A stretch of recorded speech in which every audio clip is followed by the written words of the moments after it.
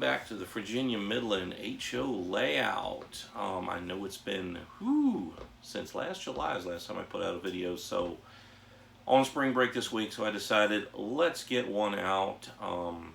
Haven't done a whole lot in here the last couple months. Been busy with life and everything like that, so everybody can probably relate. But anyways, only got about a month of school left, so summer's a little bit longer this year.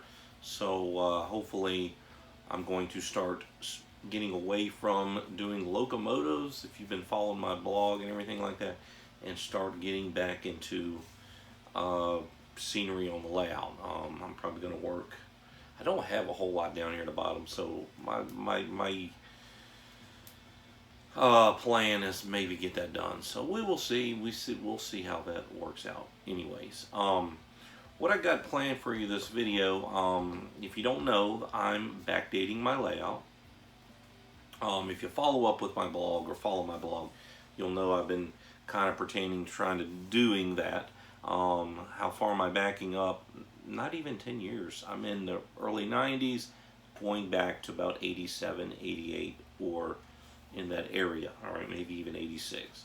So that gave me a little bit of leeway to start purging some cars that probably would not be showing up on my layout. Certain cars would not, and CSX patches probably would not. So gave me a little leeway to kind of get rid of. And then I got to start looking at my vehicles.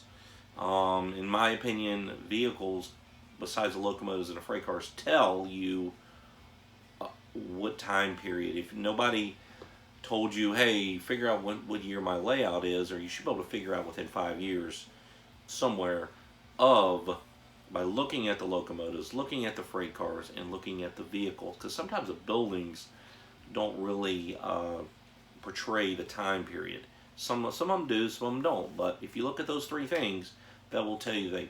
And nothing kills it. It's just my opinion. Okay, guys. Nothing kills it. A couple things kill it for me. No weathered freight cars on your layout. You got a beautiful layout, and no weathered freight cars. That drives me nuts. Weathered freight cars and locomotives. And then vehicles.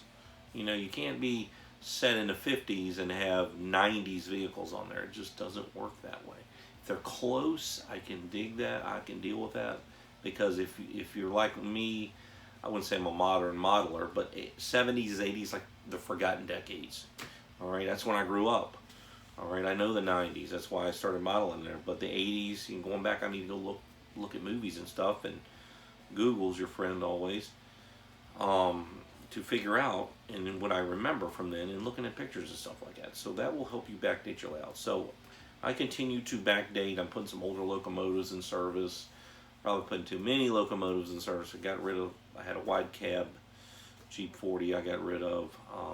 But anyways, so we're going to take you down to the workbench. I'm going to talk about some vehicles that I'm working on, and I'll see you back here in a second.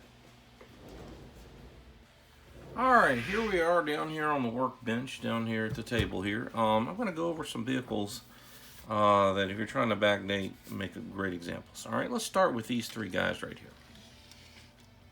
Alright, all three of these. The Chevy truck here, it's already got equipped to ride on the rails here. And the DHL van are both by Trident. You can still find these today. You might pay a pretty price, but they did these vans that did a couple different logos, even some for the railroad.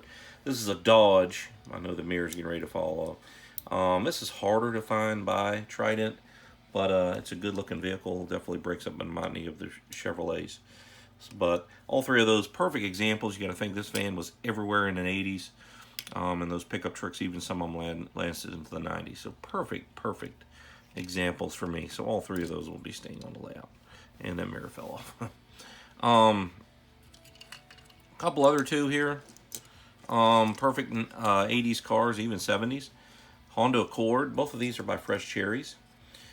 There was a company about 10 years ago that used to. Nice cars are metal. The Trident ones are plastic. Really don't need to do anything. The lights, they got lights, everything shiny. Maybe hit it with some dull coat. I think I did that with the Gremlin, so the window's kind of frosted. But Gremlin's a perfect ugly car to have, 1974, and I think it's Honda Accord, and a couple of my friends had 1982, so that lasts at least 10, 12 years. So perfect for the 80s. So both of those cars would be definitely keepers for me.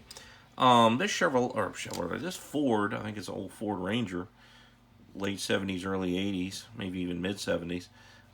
It's a plastic. I think it came in a lifelike kit. I just kept it, threw it in my drawer. Good background. It's kind of crude looking, but it's, you know, you can definitely tell it's a Ford by looking at the front there. So good background building or vehicle that'll definitely be keeping. You also got to think minivans really started taking off in the mid 80s. All right, this is I think a Chrysler. It's got the little emblem there, Chrysler, and Dodge had their own, and Plymouth had their own. So it had 3 different kinds. This looks like it's a newer one because it's got the nice aerodynamic. Remember, the 80s didn't have the aerodynamic vehicles, so everything was squared front and everything like that. Maybe when you start getting to the late 80s, it started changing. So this would probably be like early 90s. So that's close enough. You know, maybe if you turn it like that to the side where you don't see the front. Perfect. But, so let's move on. Get into the trucks here. Talk about the international trucks. All right. And these are lined up. Bluest is the older ones, probably late 70s into the 80s. Flat nose. All right. I don't know what make these is. The other 2 were Bowleys. Bowleys had kind of the 2 different, actually had a Chevrolet or a GMC one too. So this is definitely an older one, would fit on my layout. Just got to find a body. I might just take one of them off of here. This is kind of so this would fit into the 80s perfectly. Got that, remember, no aerodynamic, so flat. This has still got the flat nose here, but this probably started coming out in probably the mid 90s, early 90s, so it's a little bit more aerodynamic than, say, the blue one there. And of course, it's got the big dump body on it. And then the newer ones, probably 2000s and on, which is one you see. When you look at these in a package, it's hard to see if they're side by side. The newer ones got this little vent here. All right, and of course, it's more aerodynamic. Notice the square. It's still got the kind of square grill here, but not as big as the older ones there. Perfect example. So these 2 definitely could not fit on my layout. This one, yes. This is an A-third ready to roll truck. Old I think it's a Ford 1968, so grain truck. It's kind of weird looking on the side. It looks like it's almost carrying ammunition boxes, but you know, these trucks, you know, they were farm use only, so they lasted years and years and years. A farmer definitely want to go out and have to buy a brand new truck just to haul grain a couple times a year. All right, and so let's get into, and then following on those Bowley, same body or dump bed here, but they put a GMC front on it. It's those top kick or side kicks or whatever they're called. And cab's kind of jacked up on this one for some reason. I don't know what happened. It's probably fell as you see me pushed in, but nice details on this. But this definitely would not fit into my era. So we go to some different dump trucks. This is, I think, Herpa. This is a I don't know. Don't hold me to it, guys. I don't know my trucks.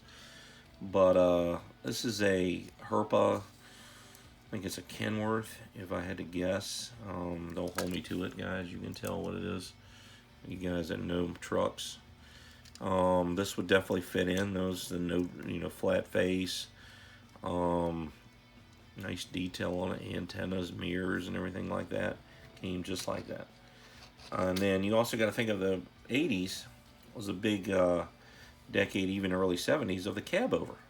And so this is the newer run. This is a Carolina Trucking Lines from Aether. Remember, they used to make the blue boxes, you know, that had all the different